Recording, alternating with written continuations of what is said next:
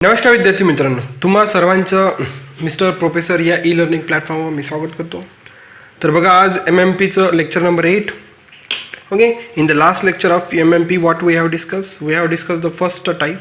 Okay, non homogeneous differential इक्वेशनमध्ये जर right hand साईडला जर एक्सपोनेन्शियल जर टर्म राहिली, येत्या लक्षात बेटा, राईट हँड साईडला जर एक्सपोनेन्शियल टर्म राहिली तर त्यासाठी पर्टिक्युलर इंटिग्रल कसं फाइंड आउट करायचं, या सगळ्या गोष्टी आपण लास्ट लेक्चरमध्ये शिकलो. ठीक आहे, मग मी तसं तुम्हाला 7व्या लेक्चरच्या इंट्रोडक्शनमध्ये सांगितलं की तिथं ट्रिग्नॉमेट्रिक टर्म्स पण राहू शकतात, तिथं अल्जेब्रिक टर्म्स पण राहू शकतात. तर आपण सेकंड टाईप शिकूया. ओके, आज आपण टाईप नंबर 2 शिकूया. बघा, type number 2. Okay, and in this type number 2 now see f of d into y equals to r. Okay, ठीक आहे, म्हणजे हा non homogeneous second order linear differential equation आहे. तर या आरच्या जागी आता आपण घेणार आहे trigonometric function sine of ax और कॉस ऑफ ax. ओके, नाही, आता मेथड चेंज होणार. ओके, जेव्हा एक्सपोनेन्शियल होता तेव्हा वेगळी मेथड होती, आता तर ट्रिग्नॉमेट्रिक फंक्शन आला साइन ax आणि कॉस ax. ओके, तर मग अशासाठी आपल्याला मग पर्टिक्युलर इंटिग्रल कसा फाइंड आउट करायचा. ओके, सर्वप्रथम तर आता हा non homogeneous second order linear differential equation आहे. तर याचं जनरल सोल्युशन काय राहते, y equals to y complementary function plus y particular integral, आहे की नाही.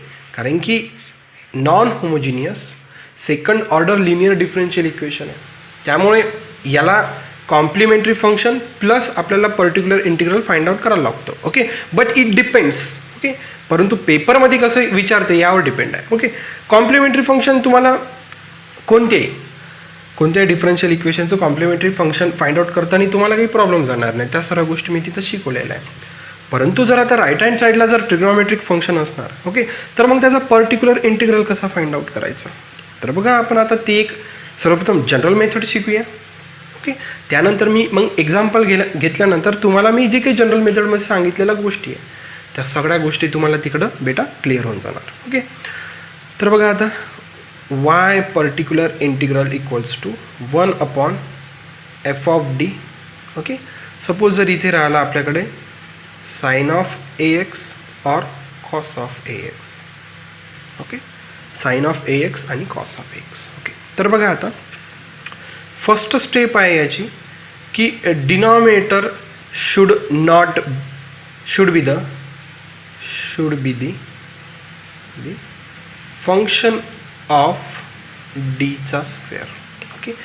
ओके, डिनॉमिनेटर म्हणजे काय, इथं F of D. Okay, F of D should be the function of D square. म्हणजे एफ ऑफ डी तुम्हाला फक्त एफ ऑफ डी d+1 असा नाही चालणार. ओके, एफ ऑफ डी कसा पाहिजे तुम्हाला, should be the function of D square plus 2d+1 या फॉर्मॅटमध्ये चालणार. पण या फॉर्मॅटमध्ये तुम्हाला एफ ऑफ डी नाही पाहिजे. सर्वप्रथम तर तुम्हाला इथंच चेक करायचं आहे. ओके, जर राईट हँड साईडला जर ट्रिग्नॉमेट्रिक फंक्शन असणार, ओके, तर जो काही डिनॉमिनेटर राहतो एफ ऑफ डी तो डी स्क्वेअरचा फंक्शन पाहिजे. ओके, डी म्हणजे क्वाड्रॅटिक पाहिजे. एफ ऑफ डी काय पाहिजे हो, क्वाड्रॅटिक पाहिजे. ओके, जो काही एफ ऑफ डी राहतो ना तो क्वाड्रॅटिक फंक्शन पाहिजे in D variable. Okay, denominator should be the function of D square, that is F of D is in quadratic form. Okay, म्हणजे डी स्क्वेअर राहणं compulsory आहे, mandatory. D स्क्वेअरची term राहिलीच पाहिजे, डिनॉमिनेटरमध्ये D स्क्वेअरचा function राहिलाच पाहिजे, तेव्हाच आपण ही method apply करू शकतो, otherwise not possible. इथं लक्षात बेटा, डिनॉमिनेटरमध्ये डी स्क्वेअरचा फंक्शन राहिलाच पाहिजे, अदरवाईज नॉट पॉसिबल. पहिलं तर हे चेक करायचं आहे आपल्याला. ओके, सेकंड स्टेप बघा, सेकंड स्टेप काय, D square is replace by minus of A square. आलं लक्षात. बघा, साइन ऑफ इथं कॉन्स्टंट काय ए आहे, कॉस काय इथं कॉन्स्टंट काय ए, त्या कॉन्स्टंटला काय लावायचं, मायनसची साईन आणि त्याचा square. Okay, D square should be replace by minus. Okay, constant minus पहिले लावायचं, मायनसची साईन पहिले लावायची. इथं लक्षात बेटा, मायनसची साईन पहिले लावायची आणि त्या कॉन्स्टंटचा स्क्वेअर, किंवा असं लिहू शकतो तुम्ही. बघा, असं लिहू शकतं, कन्फ्यूज नाही व्हायला पाहिजे तुम्ही. मायनस ऑफ तो कॉन्स्टंट किती आहे एचा स्क्वेअर. कारण की तो कॉन्स्टंट ए प्लस पण ए राहू शकतो मायनस पण राहू शकतो. सपोज आपल्याकडे राईट हँड साईडला फॉर एक्झाम्पल राईट हँड साईडला साईन ऑफ -3x आहे. ओके, तर D square should be replace bye, बघा पहिले मायनसची साईन नंतर ब्रॅकेट, आता कॉन्स्टंट किती आहे आपल्याकडे -3 त्याचा होल स्क्वेअर. येत आहे लक्षात, मायनसची साईन मॅन्डेटरी बाहेर पाहिजे म्हणजे पाहिजे. ओके, सपोज आपल्याकडं साईन ऑफ 2x आहे, तर D square should be replace by मायनसची साईन नंतर ब्रॅकेटमध्ये किती 2चा स्क्वेअर. ओके, बघा तुम्ही इथं कन्फ्यूज होता म्हणून या ठिकाणी मी पण भरपूरदा कन्फ्यूज झालो. या ठिकाणी मी भरपूरदा कन्फ्यूज झाला आहे म्हणून मी त्या मायनस साईन्सचं तुम्हाला महत्त्व सांगितलं. आलं लक्षात बेटा, मायनस साईन मॅन्डेटरी आहे, मायनस साईन पाहिजे. ओके, मायनस साईन नंतर जो काही कॉन्स्टंट आहे तो कॉन्स्टंट प्लस राहो की मायनस राहो त्या कॉन्स्टंटचा स्क्वेअर. इथं लक्षात बेटा, D square should be replace by minus आणि दॅट कॉन्स्टंटचा स्क्वेअर. ओके, मॅन्डेटरी आहे, मायनस मॅन्डेटरी आहे. आता इथं कॉन्स्टंट बघा, साईन ऑफ -3 कॉन्स्टंट होता, इथं +2 कॉन्स्टंट होता, तर -3चा स्क्वेअर इथं +2चा square. Got it, point clear. Okay, नाव सी थर्ड बघा. आता जर इफ डिनॉमिनेटर इक्वल्स टू 0 आला, ओके, तर काय करायचं मग सेम जसं आपण एक्सपोनेन्शियलमध्ये डिनॉमिनेटर इक्वल्स टू 0 होत होता. ओके, तर तिथं काय करत होतो आपण multiply numerator by x. Okay, and differentiate denominator. Same method, जी मेथड आपण हे जे काही डिनॉमिनेटर इक्वल्स टू 0 येते ना, तर हे सगळ्या टाईप्सला एकच आहे. म्हणजे पहिल्या टाईपमध्ये आपण काय केलं, जेव्हा एक्सपोनेन्शियल होता डिनॉमिनेटर 0 होता, मल्टिप्लाय बाय x न्यूमरेटरला केलं आणि खालचा जो f(d) फंक्शन होता त्याचा डेरिव्हेटिव्ह घेतला. आणि सेकंड टाईपमध्ये पण आपल्याला तसंच करायचं. जर डिनॉमिनेटर इक्वल्स टू 0 आला तर न्यूमरेटरला x ने मल्टिप्लाय करायचं आणि खाली काय करायचं हो डिफरन्शिएट.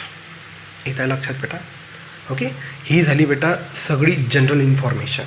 ही काय झाली बेटा सगळी जनरल इन्फॉर्मेशन. बघा परत एकदा सांगतो मी कारण की महत्त्वाचं आहे. ओके, मे बी आला जर क्वेश्चन तर तुम्हाला सॉल्व्ह करता यायला पाहिजे. बघा आपण सर्वप्रथम बेटा एक्सपोनेन्शियल टाईप शिकला, त्यानंतर आता ट्रिग्नॉमेट्रिक टाईप शिकत आहे. ट्रिग्नॉमेट्रिक टाईपमध्ये सर्वप्रथम काय आहे ना की denominator should be the function of D square. म्हणजे असा नाही चालणार, असं नाही चालणार, असं पाहिजे. डी स्क्वेअर पाहिजे म्हणजे पाहिजे मॅन्डेटरी. त्यानंतर सेकंड आहे D square is replace by minus of that constant square. Minus of that constant square. Constant तिथे प्लस पण राहू शकते, कॉन्स्टंट तिथे मायनस पण राहू शकतो. ओके, त्यासाठी मी तुम्हाला बॉक्स दिला इथं बघा 3 स्टार केला. हा बॉक्स कुठेतरी तुम्ही काढून घ्यायचा. ओके, त्यानंतर बेटा मग काय, जर डिनॉमिनेटर 0 आला तर मग सेम जसं तुम्ही एक्सपोनेन्शियलमध्ये केलं तसंच इथे करायचं. काय करायचं आपल्याला एक्सनी न्यूमरेटरला मल्टिप्लाय करायचं आणि खाली जो f(d) राहतो त्याचा काय घ्यायचा रे डेरिव्हेटिव्ह. त्याचा काय घ्यायचा रे बेटा डेरिव्हेटिव्ह. आलं लक्षात तुम्हाला. ठीक आहे, एक एक क्वेश्चन्स बघूया आता. ओके, बघा.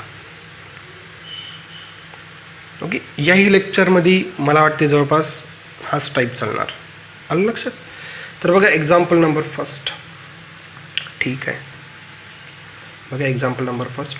D square plus 9 of y equals to sine of 3x. Solution. ठीक आहे, येत आहे. बघितला लक्षात येत आहे की right hand side non zero आहे. Right hand side non zero आहे म्हणजे non homogeneous second order linear differential equation. तर यासाठी जनरल सोल्युशन काय राहते बेटा y equals to y complementary function plus y particular integral. Make it equation number first. Okay, पहिलं गणित आहे. ओके, जसं की आपण एक्सपोनेन्शियल मध्ये पण पहिलं गणित पूर्ण जनरल सोल्युशन फाइंड आउट केलं होतं. Complementary function plus particular integral.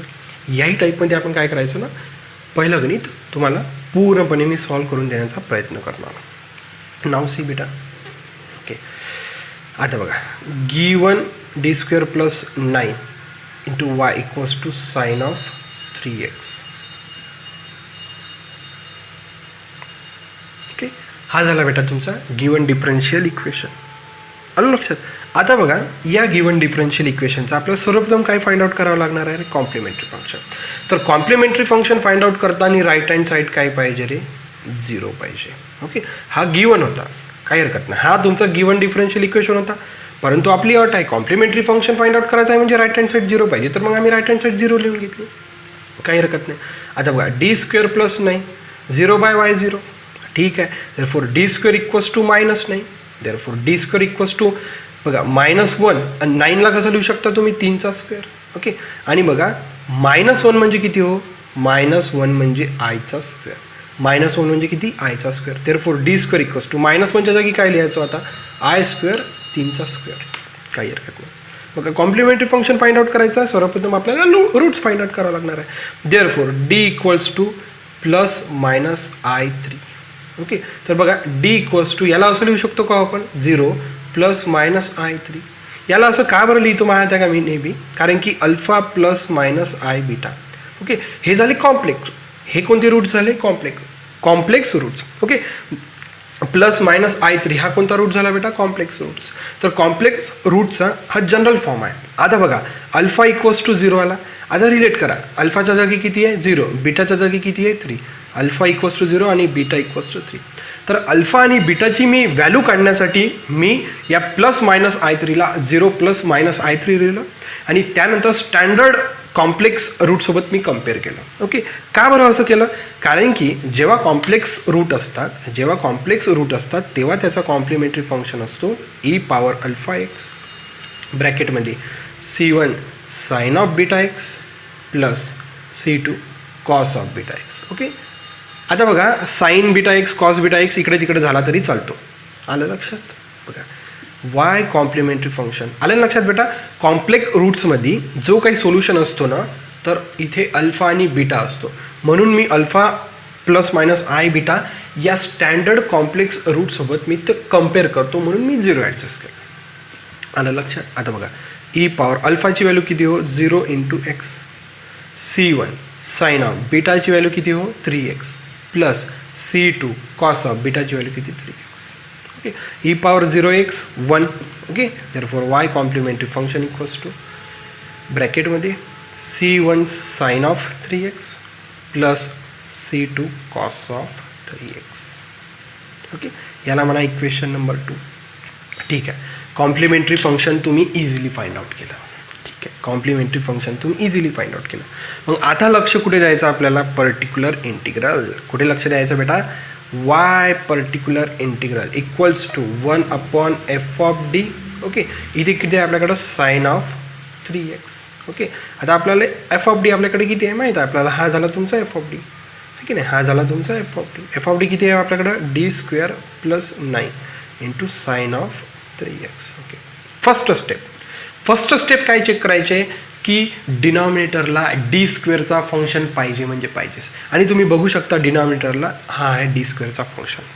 ठीक आहे, पहिली कंडिशन चेक झाली, फर्स्ट कंडिशन चेक. नाव see the second one. Second condition काय हो की d² is replace by minus of जो काही ट्रिग्नॉमेट्रीचा कॉन्स्टंट राहतो. ट्रिग्नॉमेट्रीचा कॉन्स्टंट किती आहे +3, तर 3चा स्क्वेअर, म्हणजे d² इज रिप्लेस बाय किती झालं -3चा स्क्वेअर 9. ओके, आता बघा हा झाला तुमचा डिनॉमिनेटर किती आहे तुमच्याकडं d² + 9. ओके, आणि d² तुम्ही रिप्लेस कितीने केला -9, म्हणजे -9 + 9, तर डिनॉमिनेटर किती मिळत आहे 0. ओके, डिनॉमिनेटर किती होत आहे तुमचा 0. ओके, म्हणजे d² जेव्हा मी -9 रिप्लेस केलं तर मला डिनॉमिनेटर किती मिळत आहे बेटा 0, आणि डिनॉमिनेटर 0 पाहिजे का नाही, डिनॉमिनेटर 0 पाहिजे नाही. मग या केसला काय करायचं ना, multiplying x to the numerator म्हणजे x × sine of 3x, x × sine of 3x. इथपर्यंत काही प्रॉब्लेम नाही तुम्हाला, x × sine of 3x. Okay, आणि खालचं 1 minute. Okay, x × sine of 3x divided by खालच्याचं काय, या f(d)चा काय हो derivative, d² derivative 2d, 9चा derivative 0. हा झाला तुमचा y पर्टिक्युलर इंटिग्रल. परंतु हा पूर्ण क्वेश्चन सॉल्व्ह झाला का हो नाही, पूर्ण क्वेश्चन हा सॉल्व्ह झालेला नाही. का बरं सॉल्व्ह झालेला नाही, बघा आता बघा x डिवायडेड बाय 2. ओके, आता बघा 1/d × sine of 3x x/2 आपण बाहेर काढला आणि काय राहिला 1/d. आणि एक लक्षात घ्या 1/dचा अर्थ होतो बेटा इंटिग्रल आणि या डीचा अर्थ होतो बेटा d/dx. ओके 1/dचा काय अर्थ होतं रे इंटिग्रल. 1/dचा काय अर्थ होते रे इंटिग्रल आणि या डीचा अर्थ काय होतं रे d/dx. आता बघा देअरफॉर x/2 मग 1/dच्या ठिकाणी काय लिहू मी integral sine of 3x into dx. Integral sine of 3x into dx. आता बघा x/2 इंटिग्रल. आता बघा साइन एक्सचं इंटिग्रल काय होते रे काय येते बघा इंटिग्रल ऑफ साइन एक्स काय येते बेटा minus cos x. Integral of sine x काय येते रे मायनस कॉस एक्स. तर बघा sign of 3x into dx x/2. आता बघा इंटिग्रल ऑफ साइन 3x तर काय येणार बेटा minus cos of 3x minus cos of 3x. परंतु ओके बघा इथं तुमच्याकडे x आहे परंतु इथे किती आहे तुमच्याकडे 3x. तर मग त्या 3xचा काय करायचा बेटा डेरिव्हेटिव्ह घ्यायचा. त्या 3xचा काय करायचा डेरिव्हेटिव्ह घ्यायचा. कुठे घ्यायचा खाली घ्यायचा. कुठे घ्यायचा खाली. इंटिग्रेशनमध्ये काय करतो इनर फंक्शनचा डेरिव्हेटिव्ह आपण खाली ॲडजस्ट करतो. डिफरन्शिएशनमध्ये इनर फंक्शनचा डेरिव्हेटिव्ह आपण मल्टिप्लाय करतो. ओके म्हणजे साईडला ॲडजस्ट करतो. आता बघा x/2 okay minus of cos of 3x derivative of 3x 3 derivative of 3x 3. ठीक आहे. आता बघा मायनस x into cos of 3x divided by 6. This is your particular integral. This is your particular integral. Make it equation number 3. Okay therefore y equals to y complementary function plus y p आहे. ठीक आहे y complementary function तुम्हाला काय आला हो let me check. c1 sine of 3x ब्रॅकेटमध्ये plus c2 cos of 3x. Particular integral लिहून टाका आता. Okay minus x cos of 3x divided by 6. Therefore y equals to c1 sine of 3x plus c2 cos of 3x bracket. Okay minus x into cos of 3x divided by 6. This is your बेटा general solution for a given differential equation. आलं लक्षात. आता बघा तुम्ही चुकता कुठं नेमकं तिथं सांगतो म्हणजे मी जिथं चुकायचो किंवा मला जिथं कन्फ्युजन व्हायचं. ओके आता बघा सांगतो. ठीक आहे. ओके डिनॉमिनेटर किती येत होता बेटा 0. डिनॉमिनेटर किती येत होता 0. मग डिनॉमिनेटर जेव्हा 0 येतो तर तेव्हा काय करतो आपण न्यूमरेटरला एक्सने मल्टिप्लाय करतो. न्यूमरेटरला काय करतो एक्सने मल्टिप्लाय. ओके आणि खालचा जो काही f(d) राहतो त्याचा घेतो आपण डेरिव्हेटिव्ह. इथपर्यंत काही प्रॉब्लेम नाही. ओके मग मी बघा काय केलं बेटा जो काही 2 होता ओके तो सेपरेट केला कारण की तो कॉन्स्टंट आहे. ओके त्याला मी इंटिग्रेशनमध्ये आणण्याचा पण प्रयत्न केला तरी त्याला मला बाहेरच करावं लागतं. तर बघा मी x/2 बेटा इथं बाहेर लिहून घेतलं. x/2 काय घेतलं बाहेर आणि हा 1/d आणि साइन ऑफ 3x लिहिला आणि 1/dला काय लिहिलं मी इंटिग्रेशन. तर तुम्ही चुकता कुठं ना तुम्ही या एक्सला इंटिग्रेशनमध्ये आणायचा प्रयत्न करू नका. येत आहे लक्षात. या एक्सला जो आपण न्यूमरेटरमध्ये मल्टिप्लाय करतो ओके की नाही जेव्हा डिनॉमिनेटर 0 येतो जेव्हा आपण मग न्यूमरेटरमध्ये एक्सनी मल्टिप्लाय करतो तर या एक्सला तुम्ही इकडं इंटिग्रेशनमध्ये इन्क्लूड करू नका. या एक्सला तुम्ही इकडे इंटिग्रेशनमध्ये इन्क्लूड करू नका. नाही तर झालं तुमचा क्वेश्चनच गेला फेल. तुमचा आन्सर म्हणजे एवढं किचकट होऊन जाणार. का बरं सांगतो बघा आता बघा काय हे बघा ह्या माझ्या चुका आहे हे तुमच्याकडनं झाला नाही पाहिजे यासाठी सांगतो. बघा yp इक्वल्स टू बघा x साइन 3x divided by 2 times d. ठीक आहे मी 1/2 बाहेर काढून घेतला 1/d इंटू x साइन 3x लिहिलं. ओके आता 1/dला सांगितलं मी 1/dला आपण काय लिहायचं इंटिग्रेशन म्हणजे integral x into sine of 3x into dx झालं. मग आता हे इंटिग्रेशन तुम्हाला सॉल्व करायला किती वेळ लागणार हो आणि एवढं कठीण आणि अशी मेथडच नाही आहे. त्या एक्सला इन्क्लूड करायचं नाही आहे. ओके, म्हणजे integral x into sine 3x झालं. तुम्ही इथंच एक्झाम्पल सोडून देता, बेस तुम्ही अशी पेन खाली ठेवता म्हणजे ठेवता. गॅरंटी सांगतो, ह्या गोष्टी माझ्यासोबत झालेल्या आहे. गॅरंटी सांगतो मी, गॅरंटी. तुम्ही इथं फेंट ठेवून देता म्हणजे ठेवून देता. ओके, काय करायचं ना, आपली मेथड कशी आहे, त्या एक्सला इंटिग्रेशनमध्ये इन्क्लूड करायचं नाही आहे. त्या एक्सला इंटिग्रेशनमध्ये, बघा मी प्रत्येक 10 वेळा रिपीट करत आहे, हीच चूक तुम्हाला महागात पडेल. त्या एक्सला जो काही आपण एक्सचं न्यूमरेटरमध्ये मल्टिप्लाय करतो त्याला अजिबात नाही, अजिबात त्या इंटिग्रेशनमध्ये, किंवा सपोज इन केस एखाद्या दुसऱ्या प्रॉब्लेममध्ये सपोज जर डी झाला डेरिव्हेटिव्ह, त्या डेरिव्हेटिव्हमध्ये आणि इंटिग्रेशनमध्ये या एक्सला इन्क्लूड करायचं नाही, तरच तुम्ही इझिली याचं ॲन्सर फाइंड आउट करू शकता. आलं लक्षात बेटा? तर बघा आपण पुन्हा काही एक्झाम्पल डिस्कस करूया. ओके, जे काही तुमचे छोटे छोटे कॉन्सेप्ट्स आहे, तुम्हाला वाटतं की तर असं राहू शकतं, असं राहू शकतो, त्या 2-3 एक्झाम्पलमधून तुमचं क्लिअर होऊन जाणार. ओके, बघा बेटा आता प्रॅक्टिससाठी आपण परत काही एक्झाम्पल्स बघूया. Problem number 2. Okay, d² + 4 = cos of 2 times x. Okay, बघा राईट हँड साईडला ट्रिग्नॉमेट्रिक फंक्शन आहे, काही हरकत नाही. Okay, trigonometric function right hand साईडला आहे म्हणजे नॉन झिरो आहे, म्हणजे यामध्ये जनरल सोल्युशन फाइंड आउट करताना आपल्याला complementary function plus particular integral find out करावं लागणार आहे. ओके, आता आपण जनरल सोल्युशन फाइंड आउट करत नाही बसूया. ओके, फक्त आपण पर्टिक्युलर इंटिग्रलवरच लक्ष देऊया, जसं की आपण यामागील लेक्चरमध्ये केलं तसंच आपण इथे पण फोकस करूया. तर बघा बेटा आता बघा y complementary function plus y particular integral.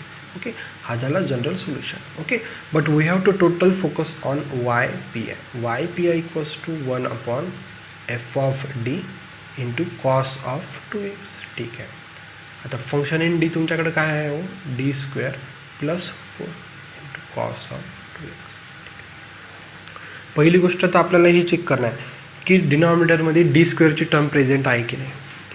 d² + 4, obviously डिनॉमिनेटरमध्ये d² टर्म प्रेझेंट आहे. सेकंड स्टेप्स काय आपली की d² is replace by minus of ट्रिग्नॉमेट्रिकचा कॉन्स्टंट किती आहे, 2, 2चा स्क्वेअर, म्हणजे d² is replace by minus 2चा स्क्वेअर 4. मग आता हा जर मी डिनॉमिनेटरमध्ये टाकला, डिनॉमिनेटर किती आहे आपल्याकडे, d² + 4. ओके, d² जागी जर मी -4 टाकला, +4 ऑलरेडी आहे, तर डिनॉमिनेटर किती येत आहे हो, 0. मग डिनॉमिनेटर 0 जर येत असणार तर मग आपल्याला काय करावं लागतं, न्यूमरेटरला एक्सनी multiply. Okay, cos of 2x. Okay, जर डिनॉमिनेटर जर 0 येत असेल तर न्यूमरेटरला एक्सनी मल्टिप्लाय cos of 2x, आणि खालचा f(d) राहतो त्याचा डेरिव्हेटिव्ह, d² चा डेरिव्हेटिव्ह 2d + 4चा डेरिव्हेटिव्ह 0, कॉन्स्टंटचा डेरिव्हेटिव्ह. बघा परत बघा पहिल्याच एक्झाम्पलसारखं झालं, x/2 × 1/d × cos of 2x. येतं बेटा लक्षात, हा झाला इंटिग्रल. तर या इंटिग्रलमध्ये मी या एक्सला इन्क्लूड केलं नाही, इथंच गडबड होते, नेमकी इथेच गडबड हो, मॅक्सिमम जणांची इथंच गडबड होते. त्या जर का एक्सला तुम्ही या इंटिग्रलमध्ये इन्क्लूड केलं की झालं, जय हो फिर. ओके, देअरफॉर x/2 1/dचा अर्थ integral cos of 2x × dx. Up to this no problem. आता बघा इंटिग्रल ऑफ cos x काय होते हो, sin x. काय होते, sin x. पण आपल्याकडे काय integral of cos of 2x आहे, तर काय होणार, sin of 2x. ओके, परत d/dx of 2x, म्हणजे तर 2xचा डेरिव्हेटिव्ह आपल्याला खाली ॲडजस्ट करावा लागतो, म्हणजे sin of 2x. 2xचा डेरिव्हेटिव्ह 2, आलं लक्षात, म्हणजे x/2 sin of 2x / 2. No problem. बघा x × sin of 2x, 2 × 2 4. This is your particular integral of given differential equation. बघा किती लवकर फाइंड आउट केलं आपण, 3 ते 3.5 मिनिटात आपण पर्टिक्युलर इंटिग्रल फाइंड आउट करू शकलो, ठीक आहे. हे जर तुमची चांगली प्रॅक्टिस राहिली तर 2 मिनिटात. आता तरी मी स्टेप बाय स्टेप तुम्हाला सांगत आहे, जेव्हा मग तुम्हाला एक वेळा गोष्टीची माहिती होऊन जाते. आता बघितलंच लक्षात येते की हां d² जर इथं जर -2ने रिप्लेस केला तर डिनॉमिनेटर 0 येत आहे. डिनॉमिनेटर 0 येत आहे म्हणजे न्यूमरेटरला एक्सने मल्टिप्लाय करायचा डेरिव्हेटिव्ह घ्या. ओके, मग x/2 बाहेर घेऊन घ्या आणि 1/dला इंटिग्रल करा. बघितलंच लक्षात येते. परंतु आपण सध्या प्रॅक्टिस करत आहे आणि जेव्हा आपण प्रॅक्टिस करतो तेव्हा आपण स्लोली डिस्कस करायचं आहे. एकदा का तुम्हाला गोष्टी प्रॅक्टिस झाल्या का तुम्ही फास्टली पण मूव्ह ऑन करू शकता. आलं लक्षात. आता बघा, हा तिसरा एक्झाम्पल आहे ना महत्त्वाचा आहे. ओके, या तिसरा एक्झाम्पल महत्त्वाचा आहे. तर बघा, आता तिसरा एक्झाम्पल डिस्कस करताना थोडं बारकाईनं लक्ष द्या. मला वाटते की जिथे मी अडलेलो आहो किंवा जिथं ज्या गोष्टीचा मला प्रॉब्लेम आलेला आहे त्या गोष्टी मी तुम्हाला बारकाईनं सांगण्याचा प्रयत्न करतच आहे. ओके, यानंतर परत एखादा टाईप शिकूया आपण, होऊन जाईल. 3 टाईप सफिशियंट आहे. आलं तर या टाईपवरच आपल्याला महाराष्ट्र सेटमध्ये एक्झाम्पल पाहायला मिळेल. ओके, बघा आता तिसरं example, d² -2d + 1/y = cos of 3x. Solution. Okay, सरळ आपण पर्टिक्युलर इंटिग्रल फाइंड आउट करण्याच्या दृष्टिकोनाने प्रयत्न करूया. 1/f(d) × cos of 3x = 1/f(d) लिहून घ्यायचं सर्वप्रथम. d² -2d + 1 × cos of 3x. इथपर्यंत आलं. इथनं काय करायचं राहते, सर्वप्रथम तर डिनॉमिनेटरमध्ये d² आहे का चेक करायचं. डिनॉमिनेटरमध्ये d² आहे, नो प्रॉब्लेम. ठीक आहे, नंतर काय करायचं, ओके, डिनॉमिनेटरमध्ये d² -2d + 1. ओके, यामध्ये काय करायचं आपल्याला, d² is replace bye -of. Okay, constant किती आहे 3, 3चा स्क्वेअर, म्हणजे d² इज रिप्लेस बाय किती होईल, -3चा स्क्वेअर होईल. आहे की नाही. डिनॉमिनेटरमध्ये d² प्रेझेंट आहे. ठीक आहे, पहिली स्टेप क्लिअर झाली. नंतर मग त्या डिनॉमिनेटरमध्ये d² इज रिप्लेस बाय काय करायचं आहे, ट्रिग्नॉमेट्रिकचा कॉन्स्टंटचा -ऑफ ट्रिग्नॉमेट्रिक कॉन्स्टंट स्क्वेअर. ठीक आहे, म्हणजे d² कितीने रिप्लेस करावं लागणार मला, -9ने. ओके, तर बघा, d² -2d + 1. तर d² कितीने रिप्लेस करावं लागणार मला, -9 -2d as it is +1 as it is, -9 + 1 -8 -2 times d. Okay, मायनसची जरी साईन कॉमन काढली तर इथे काय राहणार, 8 + 2d. म्हणजे काय झालं मी, okay, 1/(-8 + 2d × cos of 3x. अरे, म्हणजे डिनॉमिनेटर रिप्लेस करूनही खाली काही तयारच झालंच नाही. जसं की पहिले आपण 2 एक्झाम्पल बघितले. जेव्हा आपण डिनॉमिनेटर रिप्लेस केला होता जेव्हा आपण d² रिप्लेस केला होता तेव्हा डिनॉमिनेटर 0 येत होता. ओके, परंतु इथं 0 तर आलाच नाही, परंतु भलतंच काही तयार झालं, आला प्रॉब्लेम. ऐक नाही, म्हणून म्हटलं मी तिसऱ्या एक्झाम्पलवर लक्ष द्या. बघा, आपली कंडिशन काय आहे हो, की ट्रिग्नॉमेट्रिक फंक्शन राहिलं तर खाली d² प्रेझेंट पाहिजे म्हणजे पाहिजेच. ओके, आपली कंडिशन काय बेटा, ट्रिग्नॉमेट्रिक फंक्शन राहिलं तर खाली d² प्रेझेंट पाहिजे. बघा, हा जो मायनस आहे मी मायनस वर घेऊन घेतो, cos of 3x. Okay, 8 + 2d = बघा, मायनस मी सर्वप्रथम वर घेऊन घेतला. मायनस वर घेऊन घ्यायचं म्हणजे टेन्शन चाललं गेलं मायनसचं, नाही तर मायनसच आपल्या नेहमी ॲन्सरमध्ये घोळ करतो. ओके, आता बघा, चला मग असं गोष्ट लक्षात येत आहे की d² रिप्लेस केला -9ने, रिप्लेस केल्यानंतर डिनॉमिनेटर 0 तर झाला नाही, परंतु मग असं काही मिळून गेलं. मग आता काय करायचं, आपली कंडिशन काय बेटा, डिनॉमिनेटरमध्ये d² पाहिजे म्हणजे पाहिजे. ओके, जेव्हा असं होते ना तेव्हा काय करायचं सांगतो बघा, -cos of 3x. ओके, बघा, 8 + 2d ऑलरेडी तुमच्याकडं आहे. ओके, तर काय करायचं, एक minute,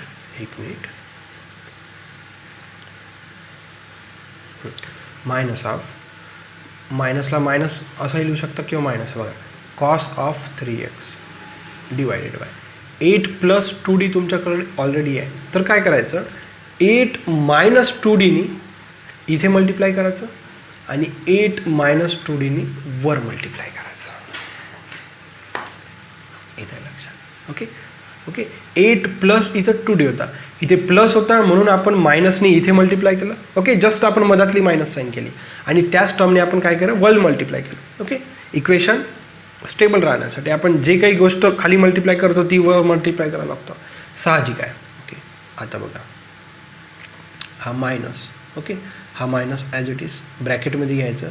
8 minus 2d cos of 3x bracket complete. आता बघा इकडे बघा, आता a प्लस बी आणि a मायनस बीचा फॉर्म्युला वाटतो का खाली? 8 plus 2d, 8 minus 2d, a plus B minus B, a square minus of B square. इथं एच्या जागी किती आहे आपल्याकडे? 8, म्हणजे 8चा स्क्वेअर, मायनस बीच्या जागी आपल्याकडे किती आहे? 2d, 2dचा स्क्वेअर, ओके, 8चा स्क्वेअर 64, मायनस 2चा स्क्वेअर 4, डीचा स्क्वेअर, म्हणजे 64 मायनस 4 टाइम्स डीचा स्क्वेअर, 4 टाइम डीचा स्क्वेअर. बघा आलं लक्षात? आता काय करायचं ना, मायनस ॲज इट इज. आता बघा कॉस 3x न ब्रॅकेटला मल्टिप्लाय करा. 8 times cos 3x minus 2 times D into cos of 3x, okay, divided by 64 minus 4 times, okay. D स्क्वेअरला कशाने रिप्लेस करायचं आहे आपल्याला? मायनस 9, ठीक आहे. डी स्क्वेअरला आपण कितीने रिप्लेस केलं बघा इथे?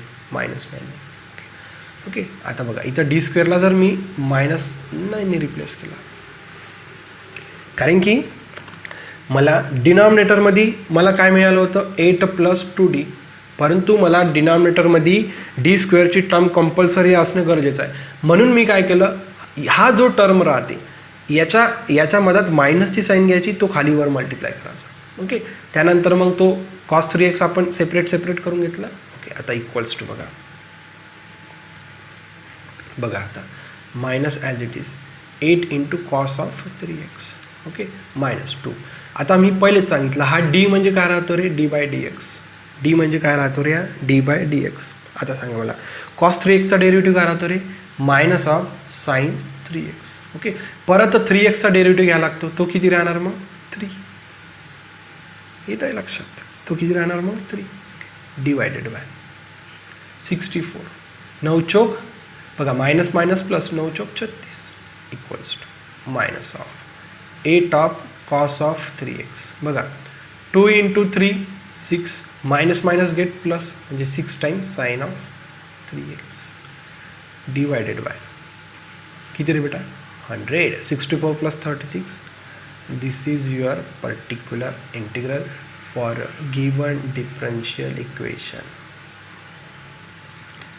इथं लक्षात? चालल्या काही गोष्टी डोक्यात? सोपं नसते बाबा, डिफरन्शियल इक्वेशन करून पाहावं लागतं.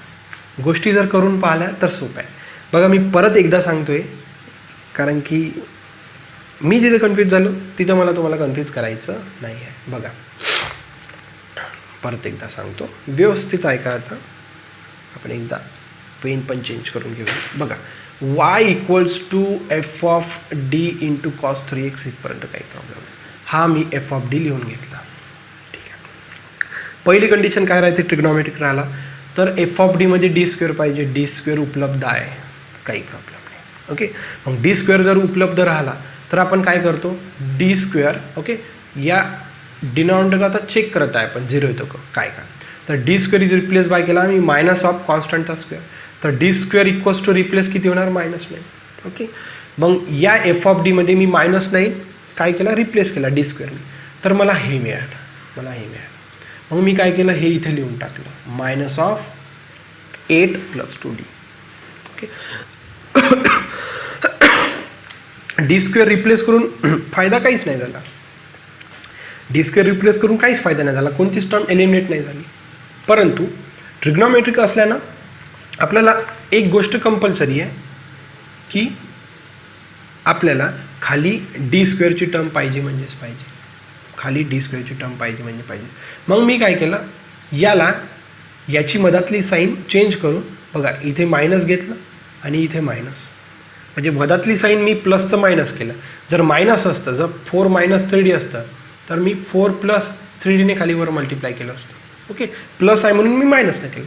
इथे लक्षात बेटा, इथे 8 प्लस 2d आहे म्हणून आपण 8 मायनस 2dने खालीवर मल्टिप्लाय केलं.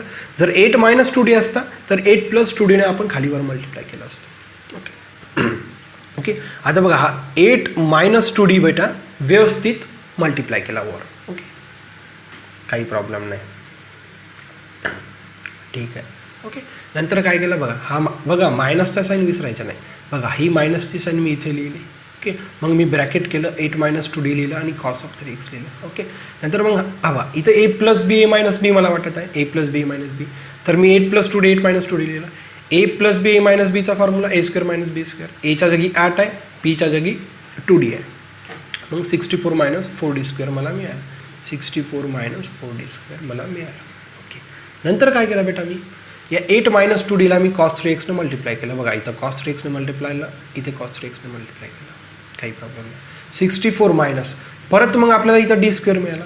मग d² आपण सुरुवातीलाच कशाने आपल्याला रिप्लेस करायचा -9ने, तर मी d² इथे -9ने रिप्लेस केला.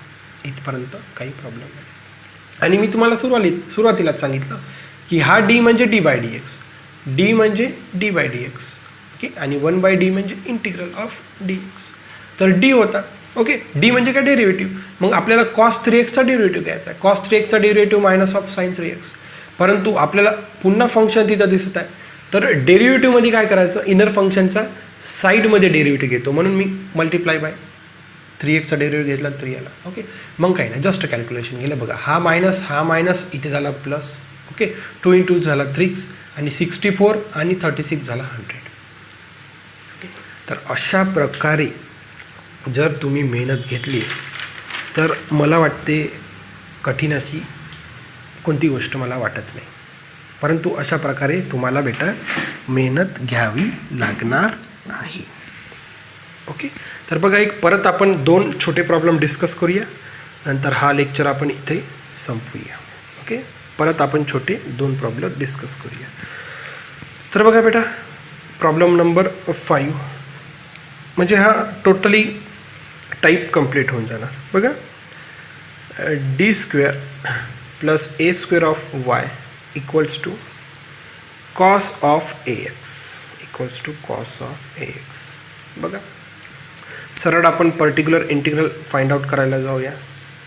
1/f(d). f(d) काय आहे आपल्याकडं, d² + a² into cos of ax.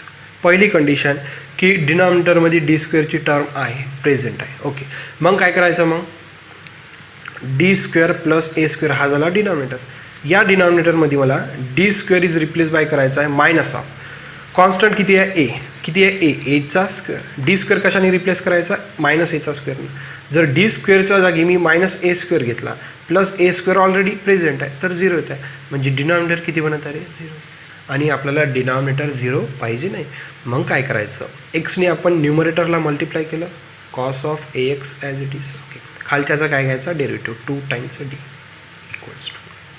Okay, याला नेहमी सेपरेट करून घ्यायचं, कॉन्स्टंट आणि X variable, x/2 1/d into cos of ax. Okay, येतं बेटा लक्षात.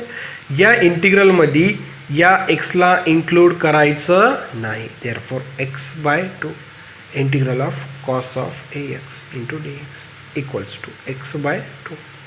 आता integral of cos of ax काय होतं रे, sin of ax. ओके, परंतु ओके आता या इनर फंक्शनचा डेरिव्हेटिव्ह इंटिग्रलमध्ये खाली ॲडजस्ट करतो, तर ax चा derivative with respect to x a झालं.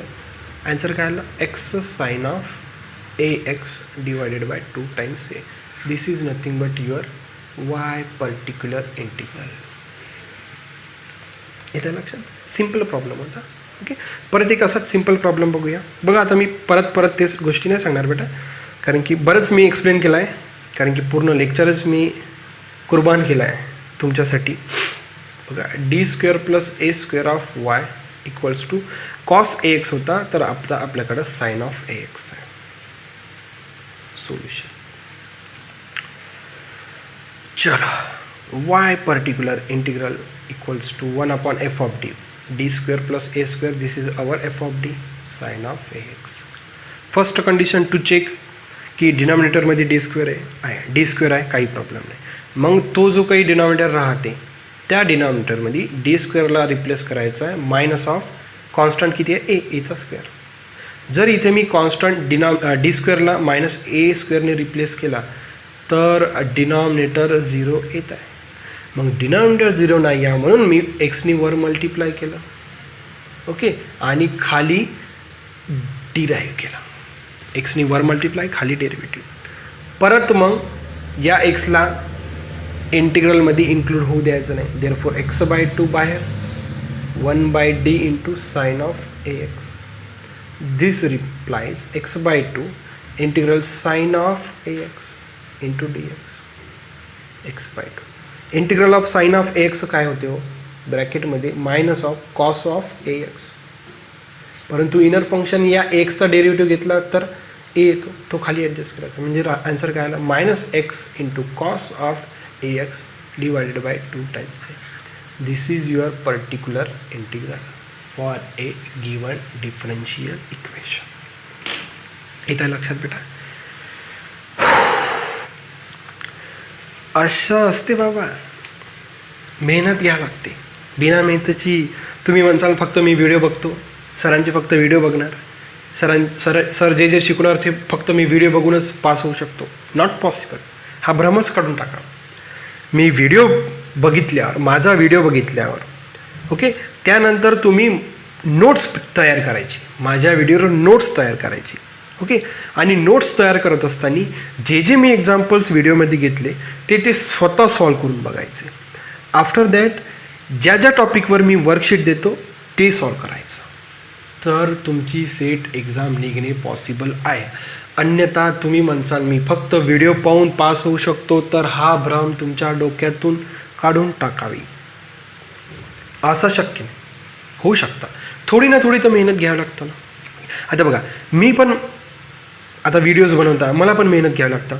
ओके, पण मी पूर्णप्रमाणे म्हणजे पूर्ण दिवसच हे करत राहतो का नाही. मी पण कॅरम खेळतो, मी पण बॅडमिंटन खेळतो. मी मस्त दुपारी, आता उन्हाळ्याचा आहे, कोरोना आहे, ओके, माझे बहीण भाऊ सगळे घरी आलेले आहे, मी पण त्यांच्यासोबत कॅरम खेळतो. सायंकाळी मी थोडा वेळ बॅडमिंटन पण खेळतो. या सगळ्या गोष्टी करून मी या करत आहे. तर तुम्हाला तेच करायचं आहे. आपल्याला काही सोडून द्यायचं नाही. परंतु कसं आहे ना, एक टाईम द्यायचा आहे की नाही, मला अभ्यास करायचा आहे म्हणजे करायचा आहे, या टाईमला मला अभ्यास करायचा आहे. माझं ठरलेलं आहे. मी सकाळ संध्याकाळ 2 व्हिडिओ लेक्चर शूट करतो म्हणजे शूट करतोच. मग बाकीच्या गोष्टी करतो ना, बाकीच्या गोष्टी करतो, याही गोष्टी करतो. इथं लक्षात. तर अशा प्रकारे आपला हा टाईप 2 संपलेला आहे आणि हा लेक्चर पण संपलेला आहे. So thank you for watching. See in the next video.